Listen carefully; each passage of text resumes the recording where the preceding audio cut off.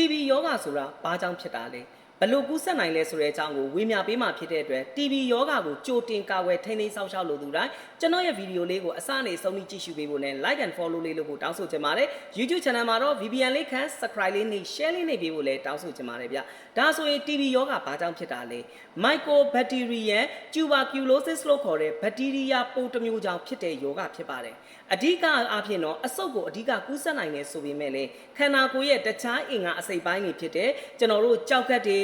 ကြောရိုးတွေပြီးလို့ရှိရင်အုံနှောင်းကိုပါကူးစက်စေနိုင်တဲ့အထီကိုစိုးဝါးစေတဲ့ယောဂတစ်မျိုးလည်းဖြစ်ပါတယ်ဒါဆို TB ယောဂကဘယ်လိုပုံစံမျိုးကူးစက်စေနိုင်လဲပုံစံနှမျိုးနဲ့ကူးစက်စေနိုင်ပါတယ်ပထမပုံစံကကြတော့လေထုထဲမှာတစ်ဆင့်ကူးစက်ခြင်းဘလို့ကူးစက်နိုင်လဲ TB ယောဂဝေဒနာရှင်တယောက်ကနှာချီတဲ့အချိန်ပဲဖြစ်ဖြစ်ချောင်းဆိုးတဲ့အချိန်ပဲဖြစ်ဖြစ်စကားပြောလိုက်တဲ့အချိန်ပဲဖြစ်ဖြစ်သူ့ရဲ့နှာခေါင်းတွေပါးစပ်တွေကနေပြီးတော့လေထုတွေကိုဘက်တီးရီးယားပိုးတွေပါတဲ့အမှုန်မွှားတွေကလေထုထဲကိုရောက်သွားတယ်အဲ့ဒီအရာတွေကိုပတ်ဝန်းကျင်မှာရှိတဲ့လူတွေကရှူရှိုက်မိရင်းနဲ့လေ TB ယောဂပိုးကူးစက်ခြင်းကိုခံစားရစေနိုင်ပါတယ်ဒါကနံပါတ်1ကူးစက်တဲ့ပုံစံတစ်ခုဖြစ်ပါတယ်နံပါတ်2ကူးစက်တဲ့ပုံစံကတော့ TB ယောဂဝေဒနာကိုကူးစက်ခံလိုက်ရပြီဆိုရင်ချက်ချင်းလန့်ငင်းလက္ခဏာလုံးဝမပြပါဘူးဒါပေမဲ့အဲ့လိုမျိုးခန္ဓာကိုယ်ထဲကိုဝင်ရောက်လာတဲ့ချက်ချင်းလန့်ငင်း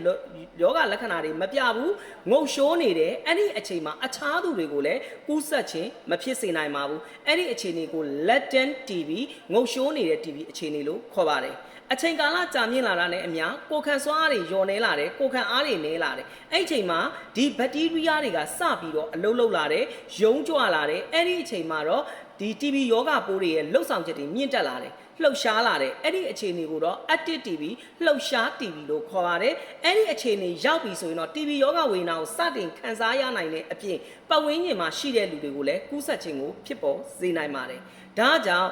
ကိုက TB ယောဂကနေကြိုတင်ကာကွယ်ခြင်းနဲ့ကိုစီမှာရှိနေပြီဆိုရင်တတိထားရမှာကတော့မိတ်ဆွေတို့စကားပြောတဲ့အချိန်ပဲဖြစ်ဖြစ်နှာချီချောင်းဆိုးရင်ပဲဖြစ်ဖြစ်ကိုယ့်ရဲ့ပါးစပ်ကိုအုပ်ပြီးတော့နှာခေါင်းကိုအုပ်ပြီးတော့လှုပ်ဆောင်ဖို့လိုအပ်ပါတယ်ကိုယ့်ရဲ့ပတ်ဝန်းကျင်မှာအဲ့လိုမျိုးနှာချီချောင်းဆိုးလှုပ်တဲ့အချိန်မှာပါးစပ်ပိတ်တယ်နှာခေါင်းပိတ်ပြီးမလှုပ်ဘူးဆိုရင်လည်းမိတ်ဆွေတို့အကြံပြုဖို့လိုအပ်ပါတယ်ဒါကြောင့်ဒီလိုအရာတွေကိုလှုပ်ဆောင်မယ်ဆိုရင်မိတ်ဆွေတို့ကြိုတင်ကာကွယ်ထားမယ်ဆိုရင် TB ယောဂဝေဒနာဇိုးကြီးရဲ့ဘေးကနေကာကွယ်နိုင်မှာပဲဖြစ်ပါတယ်အကယ်၍ TB ယောဂဖြစ်နေလို့မိတ်ဆွေတို့ကိုယ်ခံစွမ်းတွေပြန်လဲကောင်းမွန်နေတယ်အဆုတ်ရဲ့ကျန်းမာရေးအတွက်ကိုပြန်လဲအားဖြည့်ကူညီပေးခြင်းနဲ့ဆိုရင်တော့မိတ်ဆွေတို့ဖြည့်ဆွတ်ဓာတ်စာတွေသုံးစွဲခြင်းနဲ့ဆိုရင် square လို့ခေါ်တဲ့သဘာဝကုန်ကျန်းတွေကိုအခြေခံထားတဲ့ဖြည့်ဆွတ်ဓာတ်စာလေးရှိပါတယ် square လေးအကြောင်းကို